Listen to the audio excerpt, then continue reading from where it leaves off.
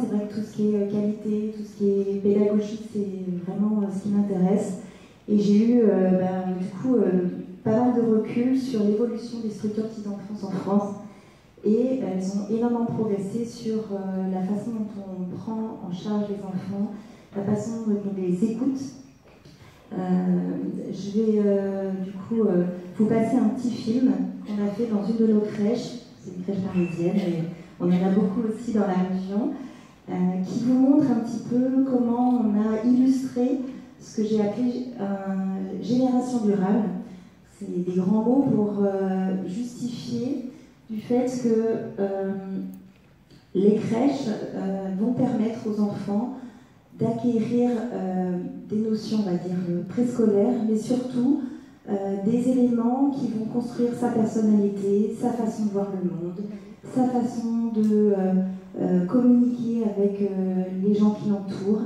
Et tout ça, dans cette période-là essentielle où le cerveau de l'enfant se construit énormément, ça peut se faire dans les établissements que je gère, où on confie des enfants 8-10 heures par jour, et ça doit se faire. Voilà.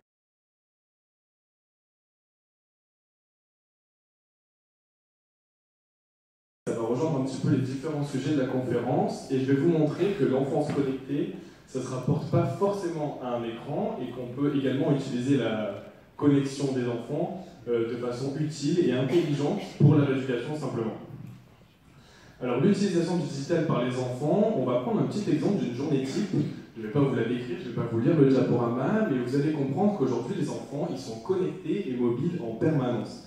C'est-à-dire que dès le matin, le lever, on se retrouve avec la musique sur une chaîne télé musicale, de préférence TV Pitchoun, bien sûr, sur le canal 88 de Vobox Orange, mais également avec toutes les différentes plateformes de streaming que vous pouvez retrouver, Spotify, Deezer, les dessins animés, peu importe. On poursuit ensuite avec le trajet de l'école, toujours la musique, on continue le midi à la maison avec les jeux sur la tablette, l'après-midi. Enfin bref, pour résumer, tout simplement, les enfants aujourd'hui sont connectés en permanence et on va dire que pour bloquer toute cette connexion aujourd'hui, c'est quasiment impossible. Vous allez dans un supermarché, il y aura un écran en face de vous. Vous allez à la boulangerie, maintenant, vous allez retrouver les promotions de la boulangère sur l'écran en face de vous. C'est totalement impossible d'éviter les écrans aujourd'hui. Par contre, on peut les utiliser de manière intelligente. C'est ça que je voudrais vous expliquer aujourd'hui. Alors déjà, on va commencer avec l'hyperconnexion des enfants. Et vous savez bien sûr tous, en tant que parents ou professionnels de l'enfance, que les réseaux sociaux sont interdits à l'inscription au moins de 13 ans, que ce soit Facebook, Snapchat, Instagram, peu importe. Tous les réseaux sociaux sont interdits à l'inscription au moins de 13 ans. Sauf que quand on regarde les petites études, on se rend compte qu'environ, si on fait une petite moyenne, environ 63% des enfants de moins de 14 ans sont déjà inscrits sur un réseau social. Donc déjà, il y a un problème et il y a des solutions qui ont été mises en place, notamment vous avez peut-être entendu parler de la RGPD. Je ne sais pas si ça vous dit quelque chose, c'est les nouvelles normes que l'Europe a mis en place et que le gouvernement essaye d'appliquer, qui interdit simplement à un enfant de moins de 16 ans de s'inscrire ou d'utiliser un appareil numérique sans le consentement de ses parents. Alors allez expliquer à un enfant de 15 ans qu'il n'a pas le droit de regarder un écran sans que son père ou sa mère lui dise oui. C'est impossible, c'est totalement impossible aujourd'hui. Et on a laissé la possibilité au gouvernement d'abaisser cette majorité, on va dire, à 13 ans. La France réfléchit pour 15 ans. Mais bon, on sait très bien que c'est quasiment impossible aujourd'hui. Et alors quand on regarde le chiffre entre 15 et 18 ans, c'est 90% d'inscrits. 90%, ça fait peur. Ça fait peur clairement, parce que ça veut dire que tout le monde est connecté. Tout le monde est connecté, c'est très bien, mais est-ce dans le bon sens? Ça, j'en suis un peu moins sûr, malheureusement. Internet, je vous parlais des réseaux sociaux, on va parler d'Internet dans sa globalité. Donc Internet, ça regroupe autant le jeu en ligne auquel votre fils ou votre fille joue tranquillement, que la petite vidéo qu'il va regarder sur YouTube, ou les réseaux sociaux avec son petite application Snapchat ou Instagram sur son téléphone, qu'il a malheureusement de plus en plus tôt également. On regarde la tranche d'âge de 1 à 6 ans, et on s'aperçoit qu'on passe 4h37 par semaine sur Internet, entre 1 et 6 ans. 1 et 6 ans. Est-ce qu'un enfant à 5 ans est capable de gérer tout seul sa connexion? Vous en jugerez vous-même en tout cas, mais on peut se rendre compte de l'évolution entre 2012 et 2017 où on passe de 2h10 à 4h37, et ça prouve que dans tous les cas, dans l'évolution, on n'aura pas le choix que de faire avec la connexion des enfants aujourd'hui. On regarde le 13-19 ans, hein, c'est 15h11 par semaine, et encore je pense que les chiffres sont un peu faussés, parce que moi-même je pense que je fasse plus que 15h11 par semaine sur Internet. On va regarder maintenant l'évolution du temps passé sur Internet entre les 8 et 14 ans. On voit que c'est en continuelle évolution, surtout pour les jeux, les vidéos et les réseaux sociaux qui représentent la grande augmentation. Les chats sont en baisse, mais remplacés par les réseaux sociaux. On va dire qu'en gros ça représente la globalité. Pour vous décrire un petit peu les tendances, on remarque dans le numérique que les filles sont beaucoup plus attirées par les réseaux sociaux et les garçons beaucoup plus attirés par les jeux. Les vidéos, c'est plus ou moins parce que quand on regarde un tuto maquillage ou un tuto sur la nouvelle voiture qui vient de sortir, ça intéresse un peu tout le monde.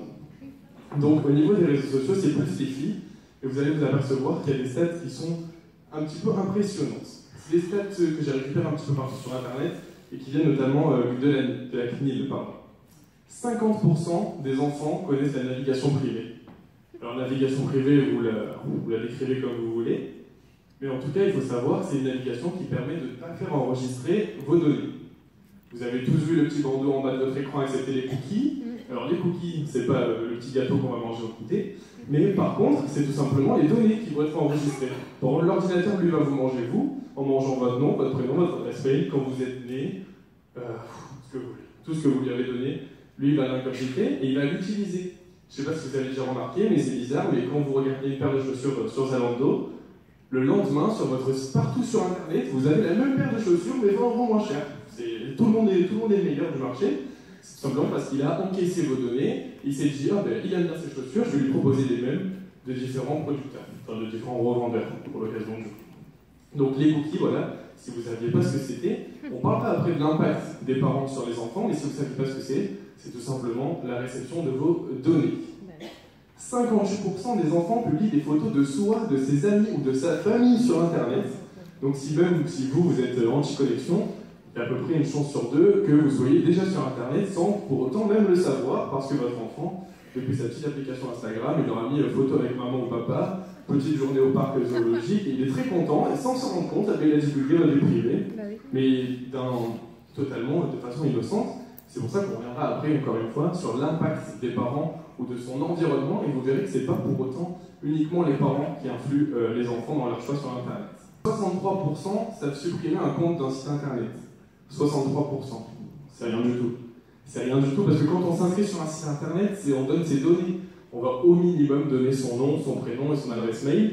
Si on ne sait même pas comment supprimer ces données, elles seront utilisées à jamais et peut-être de manière un petit peu pas consentie dès le départ.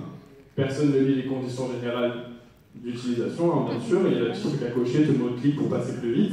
Et en réalité, c'est là-dedans que se cache tout ce que le propriétaire du site va ingurgiter de vos données. 20% des enfants à peine utilisent un bloqueur de publicité. Alors je suis sûr qu'il y a la moitié de la salle qui ne sait même pas ce qu'est un bloqueur de publicité, et pourtant c'est la chose la plus utile, surtout pour les appareils pour vos enfants.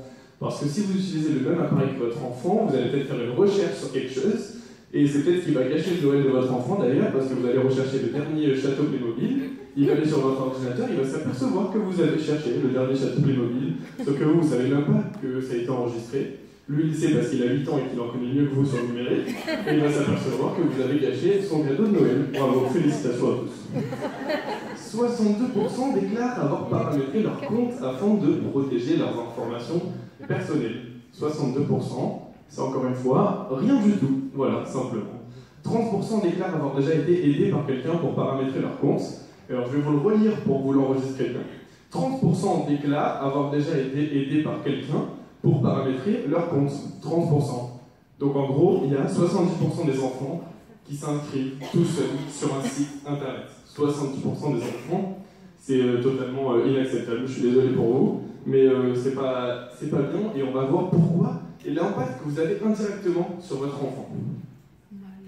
Alors ça c'est le graphique que je préfère de mon diaporama. La perception et l'impact des parents. Temps passé sur internet en minutes par jour, et alors la génération Y ou Z, hein. L'hyperconnexion, on connaît, je suis le premier à vous en parler, mais on s'aperçoit qu'entre le temps passé par les enfants estimé par les parents et le temps réel, la surestimation est énorme, hein, clairement. Selon un parent, un enfant passe donc 75 minutes de sa journée sur un jeu. Si on prend les stats, il en passe 32. Il y a un problème. Il y a un problème. Tout simplement parce que les parents n'ont pas la même vision de l'hyperconnexion qu'un enfant. Un enfant, il va passer sur un réseau social, il va y passer 3 minutes, il va faire défiler son fil d'actualité, et il va passer à autre chose. Il va peut-être jouer, etc. Et donc son utilisation sera beaucoup plus variée. Ce que je veux vous dire par là, c'est simplement que l'hyperconnexion, elle est là, oui, elle est là comparée à certaines de vos générations, mais je ne pense pas qu'elle soit aussi énorme que ce que vous pouvez penser. Et d'ailleurs, je pense que la moitié des parents présents dans cette scène sont au moins hyper connectés, aussi connectés que leurs enfants. 3 influenceurs majeurs. Alors la famille proche, ça c'est vous, tout simplement. Les pères, ça c'est le petit copain qui a son nouveau téléphone à 8 ans, alors que vous, votre enfant, il en aura un à 12, et que pendant 4 ans, il va vous répéter tous les jours qu'il veut le dernier iPhone. Et il y a également YouTube. YouTube, c'est simplement, ah mais on se demande ce qu'il fait là. Il y a la famille, les pères et YouTube. Simplement parce que YouTube, c'est une plateforme d'influence aujourd'hui. Si vous avez des enfants à bas âge, vous connaîtrez Swan et Néo, bien sûr, hein, les fameux, on les a rencontrés il n'y a pas longtemps avec Pichot de Média. Vous allez connaître tous les youtubeurs pour enfants qui existent et qui vont influer beaucoup plus que ce que vous ne croyez sur votre enfant. Si le dernier youtubeur il a aimé le dernier château Playmobil, eh bien, votre enfant, même s'il n'aime pas le dernier château Playmobil, il va acheter le dernier château Playmobil parce que son copain Théo, qui a 8 ans également, il a acheté le dernier château Playmobil et qu'il faut que tout le monde soit pareil. Et là, je pense que la conférence sur l'éducation positive vous aidera un petit peu à ce propos. Au niveau de la famille proche, c'est là que je voulais revenir, et c'est là que si vous êtes parents, en tout cas, ou proches, grands frères, grandes sœurs, petits frères, petites sœurs même, vous avez une influence. Et on va découvrir après qu'il y a des alternatives pour utiliser intelligemment l'impact de la hyperconnectivité sur vos enfants. Les pères, ça peut être les frères et les sœurs, enfin, c'est la famille proche, mais on va dire les pères, il y a également tous les amis, etc. C'est l'effet de masse, on va appeler ça. Si tous mes copains à 8 ans, ils ont un téléphone, pourquoi moi j'ai 8 ans et demi, j'en aurais pas un? Eh bien, il faut simplement savoir l'expliquer et lui donner les bonnes raisons. Et YouTube, je vous en ai parlé, donc c'est l'influence avec tous les influenceurs. Sachez qu'aujourd'hui, quelqu'un qui teste un produit, il ne teste pas parce qu'il a envie de le tester, il teste parce qu'il a un gros chèque à la fin, et que du coup, tester pour de l'argent, c'est vraiment super cool. Donc, l'effet de masse, l'influence donnée par YouTube, c'est pas forcément quelque chose d'utile, mais YouTube, c'est une plateforme libre. Tout le monde, vous, moi, si demain j'ai envie de faire une petite vidéo, m'amuser, tester le dernier château Playmobil et le présenter, j'ai la possibilité. Le contenu qui est diffusé sur YouTube est libre. Tout le monde peut tout poster. Et c'est peut-être bien, parce que tout le monde donne son avis, mais c'est pas bien parce que malheureusement, les vidéos les plus vues sont les plus mises en avant, et ainsi de suite. Les alternatives. Et alors là, c'est là que le groupe Pichot Média va un petit peu intervenir. Avec la première ligne, vous voyez, médias sans écran, radio, podcast, streaming. Et alors là, dans la radio, bien sûr, Radio Pichot se positionne en première position en tant que première radio en France pour les enfants et les parents. En France, vous trouverez des web radios, mais il y aura d'autres radios, vous allez aux États-Unis, partout en Europe. Ça existe également, mais en France, ça n'existait pas. C'est pour ça que Radio Pichot s'est investi sur ce marché et propose aujourd'hui des programmes. Des programmes, ça ne veut pas dire qu'on va simplement diffuser au clair de la lune toute la journée, comme vous pourriez l'imaginer, même si j'adore au clair de la lune, hein. Mais c'est pas notre but. Notre but, c'est de faire découvrir des artistes, des reprises de musique que vous connaissez, vous les parents, par des enfants. Il y en a qui sont 10 fois mieux que celles que vous écoutez sur Énergie. Et donc le but, c'est de faire découvrir ça, également de proposer du contenu adapté aux enfants. Sur Radio Pichot, vous n'entendrez jamais un gros mot, vous n'entendrez jamais une insulte, jamais quelque chose de dévalorisant, jamais un enfant valorisé par rapport à un autre. Tout le monde est égal, et c'est le but de faire comprendre ça aux enfants à travers diverses émissions que vous retrouvez le matin, l'après-midi, avec divers chroniqueurs. Et je vous donne rendez-vous à 16h pour goûter Pichot. Je suis présent également d'ailleurs. Médias sans écran, du coup je reviens. Vous avez sûrement entendu parler des enceintes connectées. De plus en plus, vous avez des enceintes connectées et vous dites tout simplement, par exemple Amazon, d'aller vous faire votre café. Et si vous avez une machine à café qui est connectée, il va vous faire le café avant même que vous ayez levé du canapé. C'est génial, mais c'est génial bien plus que le fait que votre café sera prêt à temps. C'est génial tout simplement parce qu'il n'y a pas d'écran là-dedans. Et donc il n'y a pas de problème avec les lumières bleues dont je vais parler juste en dessous. On peut également opter pour une utilisation plus efficace des écrans. Les vidéos pédagogiques, par exemple TV Pichot, notre chaîne de télévision du groupe, propose des contenus pédagogiques, éducatifs. Vous avez tous les matins, si vous vous rappelez du Hit Machine avec Charlie et Lulu, c'est Charlie qui présente le morning tous les matins, avec des dessins animés à l'intérieur, des chroniques de jeux de société, des chroniques de livres. On revient à l'essentiel pour l'enfant, à travers un écran certes, mais on promouvoit du contenu pédagogique et utile pour l'enfant, c'est notre but. Vidéos pédagogiques, d'ailleurs sur YouTube vous en trouverez des dizaines. Si certains d'entre vous ont essayé YouTube Kids, je vous mets à tester un petit peu leur algorithme, parce que je pense qu'en 2-3 mots-clés, même si vous voulez que je vous fasse une démonstration après, je vous retrouve un contenu inadapté pour les enfants. J'adore YouTube, mais il faut faire attention aux algorithmes où tout est automatisé. Évidemment. Une utilisation plus intelligente avec une modération du temps d'utilisation. Alors, ça fait un petit peu promo, mais sur TV Pitchoun, tous les jours du lundi au vendredi, entre midi et 14h, vous retrouverez Parents, c'est un métier. Dans Parents, c'est un métier, c'est simplement des intervenants, psychologues, nutritionnistes, qui interviennent à la télévision pour vous guider, vous, les parents, à tout simplement mieux parler d'éducation positive, par exemple, ou de psychologie. Et on a reçu un psychologue il n'y a pas longtemps qui nous a parlé des dangers des écrans. Et pour vous donner un ordre d'idée, c'est pas moi qui l'ai inventé, que pour un enfant de 6 ans, on ne devrait pas, pour son bien-être, dépasser plus d'1 heure d'écran par jour. Aujourd'hui, je mets au défi un enfant qui passe pas plus d'1 heure par jour sur un écran, et c'est la solution de facilité pour les parents, je comprends. On met l'enfant devant la tablette, il va jouer à Mario Bros pendant 2 heures, et on est tranquille, il le laisse sur le canapé, au calme après le travail, c'est la solution. Mais il y a d'autres manières de l'occuper, il y a la radio, il n'y a pas d'écran, et puis on peut peut-être revenir un petit peu à l'essentiel. Je voudrais juste finir sur le filtre anti-lumière bleue. Pas beaucoup d'entre vous ne connaissent son existence, mais sachez que sur tous les ordinateurs que vous achetez à présent, également sur tous les téléphones que vous achetez à présent, le filtre anti-lumière bleue existe. Ça peut s'appeler le mode nuit, vous pouvez le mettre, et ça évite à votre enfant de se détruire les yeux avec cette fameuse lumière bleue. Et sachez également que si à l'école ils ne veulent pas l'activer, il y a des lunettes spéciales lumière bleue qui existent, qui sont remboursées s'il y a une petite correction là-dessus. Et tout simplement, vous allez pouvoir créer des petites lunettes anti-lumière bleue qui permettront à votre enfant de se détruire les yeux, parce que même à l'école, maintenant, il y a les tablettes, tout va bien, tout est génial dans le meilleur du monde, mais passer 8 heures sur un écran, c'est ce que je fais, et c'est pas la chose la plus agréable. Je conclue juste rapidement, du coup, parce que le temps passe également, mais sur TV Radio Pitchoun, du coup, je vous invite à venir nous découvrir si vous ne nous connaissez pas encore. On est simplement un groupe média voulant proposer du contenu adapté